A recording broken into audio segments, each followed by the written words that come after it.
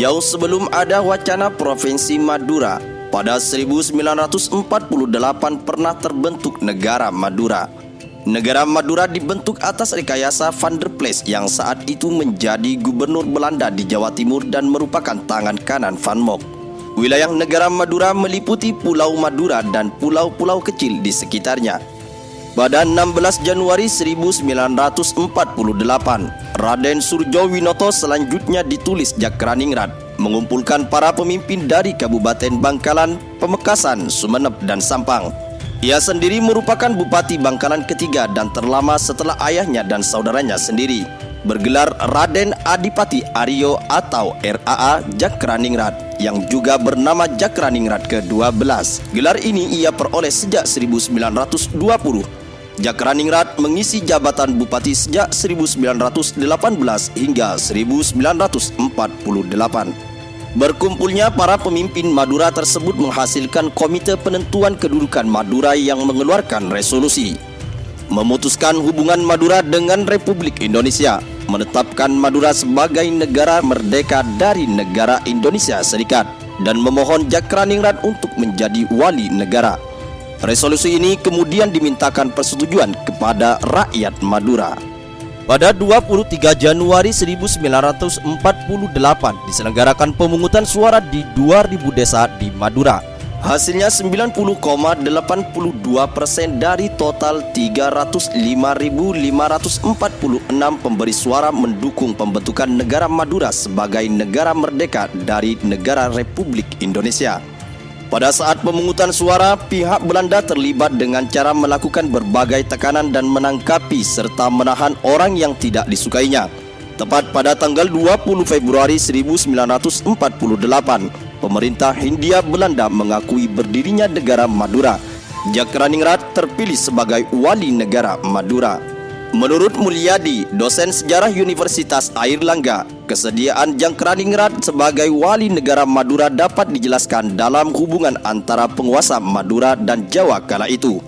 Pada zaman kerajaan, Madura selalu berada di bawah kerajaan-kerajaan besar di Jawa, terutama Mataram. Ketika berkonflik dengan penguasa Jawa, pemimpin Madura meminta bantuan Belanda. Ketakutan terhadap dominasi Jawa ini rupanya menjadi beban sejarah yang terus teringat oleh para pemimpin lokal Madura, kata Muryadi.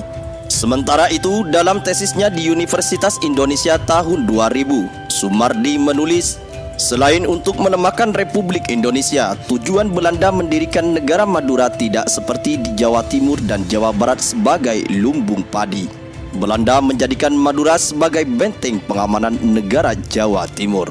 Usia negara Madura cukup singkat. Tak lama setelah Hindia Belanda mengakui terbentuknya negara Madura, tantangan serius mulai berdatangan, baik dari Republik Indonesia maupun orang Madura sendiri. Penolakan pun tak dapat dielakkan. Bagi rakyat Madura, ujar Sumardi, bentuk federasi memerlukan biaya besar, sementara Madura tak punya pendapatan memadai untuk membiayai pelaksanaan pemerintahan. Penolakan rakyat Madura atas berdirinya negara Madura diwujudkan dalam bentuk berdirinya organisasi gerakan perjuangan hingga dalam bentuk aksi massa secara besar-besaran. Salah satu organisasi gerakan yang sangat keras dalam menolak berdirinya negara Madura adalah Gerakan Perjuangan Madura. Organisasi ini berpusat di Pamekasan, namun memiliki cabang di sejumlah daerah, misalnya Surakarta, Madiun, Nganjuk, Kediri, Blitar, Turen, Jombang, Babat, dan Tuban. Gerakan ini bertujuan agar rakyat Madura memperjuangkan Pulau Madura tetap dalam lingkungan NKRI. Selain organisasi tersebut, terdapat organisasi lain yaitu Panitia Perjuangan Madura. Komite ini dibentuk pada 26 Februari 1948. Anggotanya adalah putra-putra Madura yang tinggal di sejumlah wilayah di luar Madura. Rakyat Madura melakukan demonstrasi besar-besaran ke gedung DPR. Massa menuntut Jakraningrat meletakkan jabatan. Karena Jakraningrat sedang sakit, Wakil Wali Negara Zainal Fatah Noto Adikusumo menerima demonstran. Massa demonstran terus mendesak agar dewan dibubarkan. Ketika itu, Zainal Fatah mengatakan kepada para demonstran bahwa wali negara sudah menyerahkan kekuasaan kepada Komisaris Republik Indonesia Serikat atau RIS di Madura.